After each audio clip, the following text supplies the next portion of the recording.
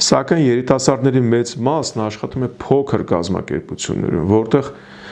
ընտրության մեծ հնարավորություն չկա, կամ այդ վայրերը տիպիկ տղամարդկանց կամ տիպիկ կանանց կոլեկտիվներ են։ Պետության խնդիրն է ստեղծել պայմաններ, որտեղ երիտասարդները կհավաքվեն եւ կշփվեն միմյանց հետ։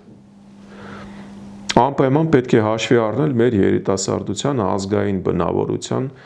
առանձնահատկությունները։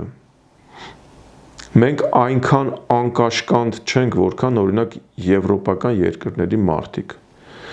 Պետության կողմից կազմակերպվող բոլոր միջոցառումներում պետք է լինեն մարդիկ, կազմակերպիչներ,